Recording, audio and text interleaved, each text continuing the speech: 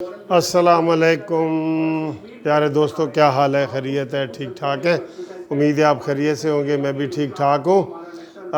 یہ فواد چودھری صاحب ایک پریس کانفرنس کرتے ہیں، اس نے کیا کہا اس کے اوپر بھی بتاتے ہیں۔ 1 منٹ کی لائیو پھر میں اس کے اوپر کرتا ہوں کہ کتنی غیر سنجیدہ باتیں یہ شخص کرتا ہے، ذرا دیکھیں ذرا۔ اور میں اگر فی الحال پریس کلب کو بھی یہ دینے جا رہا ہوں ای وی ایم کے ڈیمانسٹریشن، تو سارے صحافی اور وکلا جن کے الیکشن سب سے بڑے الیکشن ہوتے ہیں اور سب سے اسمبلی کے ہر سال ہوتے ہیں، ان کو ہم پہلے ای وی ایم شہباز شریف کی ایکسیپٹ کی ہے کہ درخواست ہم شہباز شریف صاحب کو ان کی ریٹن نہیں آئی، ہم تو ریٹن لکھ چکے ہیں اسپیکر صاحب شہباز شریف صاحب کو کہ آپ آئیے اور ہمارے ساتھ بیٹھیے۔ میں شہباز شریف صاحب سے کہتا ہوں آج اپنا فوکس پرسن نامینیٹ کریں اور حکومت اور اپوزیشن میں اچھا جی، اب میں آپ بتاتا ہوں کہ اس نے کیا غیر سنجیدہ باتیں کی ہیں، انتہائی بدتمیزی والی باتیں کی ہیں۔ اس نے یہ کہا ہے، اس سے پہلے ابھی پریس کانفرنس کر رہا ہے، اس نے کہا ہے جی کہ پیپلز پارٹی اور نون لیگ کی شادی ہوئی تھی اور شادی کے بعد وہ پھر شادی شاید نہیں چل سکی اور طلاق ہو گئی، اور اس کا نکاح مولانا فضل الرحمان صاحب نے پڑھایا ہے، اور جو مولانا فضل الرحمان صاحب نے چھوارے بانٹے تھے کیونکہ ان کا کام ہی نکاح پڑھانا ہے، اور جو چھوارے انہوں نے بانٹے تھے ان میں اتنی طاقت نہیں تھی جس کی وجہ سے ان کی طلاق ہو گئی ہے۔ اس طرح کی گھٹیا گفتگو ایک وزیر کی ٹی وی کے اوپر نشر کرنا، مجھے یہ بتائیں کتنی بری بات ہے، کتنی بری بات ہے۔ آپ میری بات کو سمجھیں۔ انہوں نے یہ اشارہ کیا ہے کہ جناب پیپلز پارٹی اور نون لیگ کا نکاح مولانا فضل الرحمان صاحب نے پڑھایا ہے، شادی ہو گئی تھی اور اب طلاق ہو گئی ہے کیونکہ مولانا فضل الرحمان صاحب نے جو چھوارے بانٹے تھے ان میں اتنی طاقت نہیں تھی۔ مجھے یہ بتائیں کہ اس طرح کی یہ ٹی وی پہ پریس کانفرنس کر رہا ہے، آپ کو اور لوگ بھی بتائیں گے کہ اس نے کیا باتیں کی ہیں۔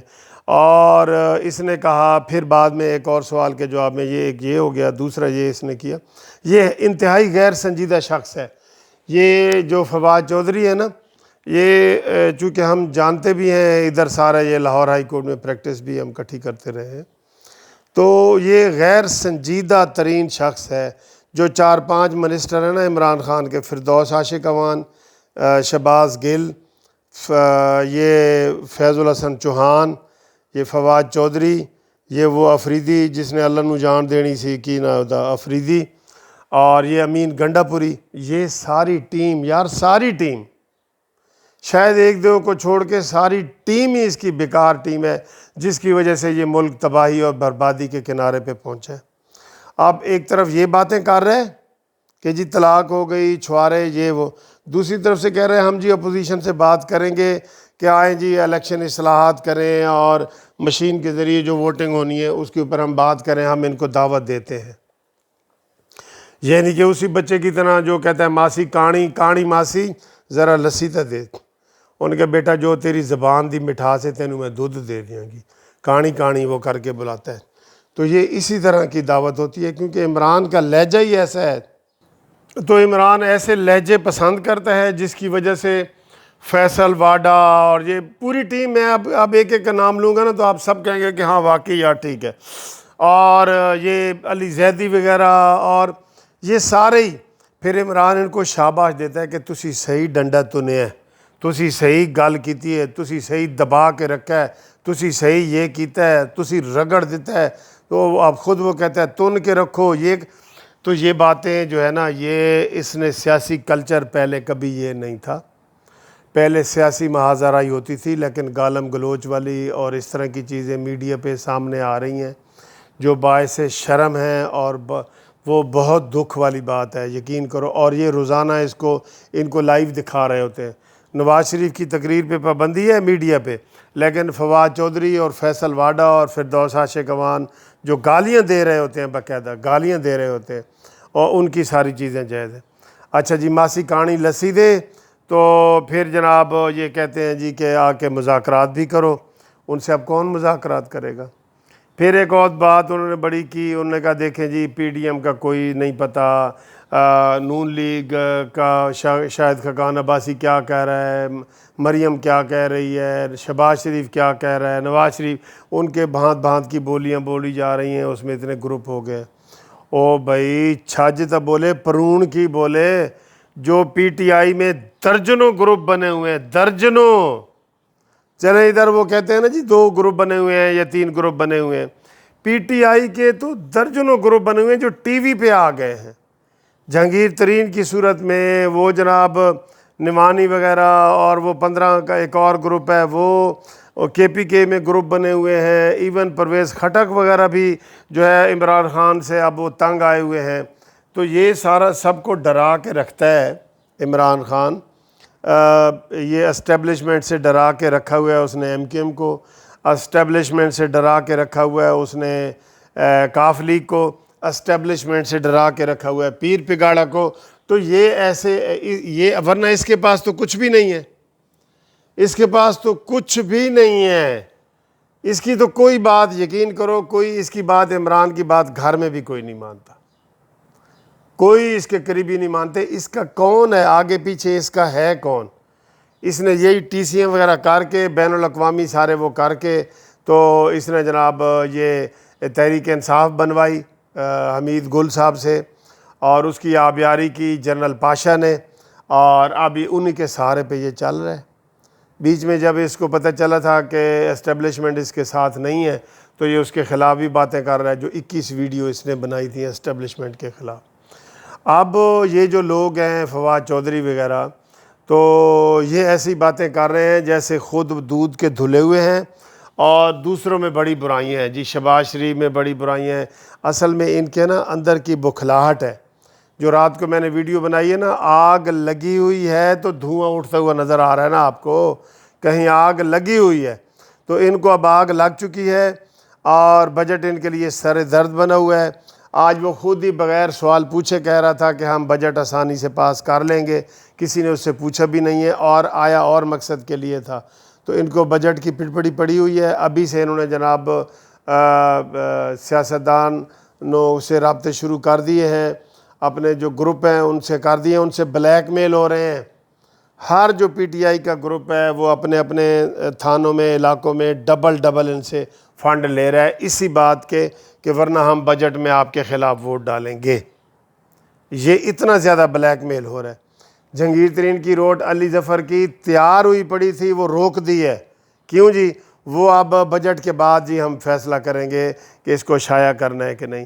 بےایمانی، بدنیتی ہے، ساری بدنیتی ہے. کہتے ہیں اتنی جلدی جی فیصلہ ہوگا. فارن فنڈنگ والا کیس 6 سال سے چل رہا ہے. الیکشن کمیشن نے بھی ڈسکا کا الیکشن کر کے لوگوں کو خوش کیا ہے کہ بڑا جی وہ کمال ہے جی، انڈیپینڈنٹ ہے. فارن فنڈنگ والا کیس تو نہیں نکلتا. ایک کیس میں انہوں نے عمران خان کو بلایا تھا جس میں اس نے جعلی کرونا اپنے آپ کو کروایا تھا، اور کرونا کے دنوں میں بھی میٹنگز وغیرہ کر رہا تھا کیونکہ کرونا ہی جعلی تھا. جھوٹ کا سہارا لے رہے ہیں. اب ایک سب سے بڑا جھوٹا عمران خان نے نیا بھرتی کیا ہے، شوکت ترین. بھائی سارے عہدے نان الیکٹڈ کو دے رہا ہے.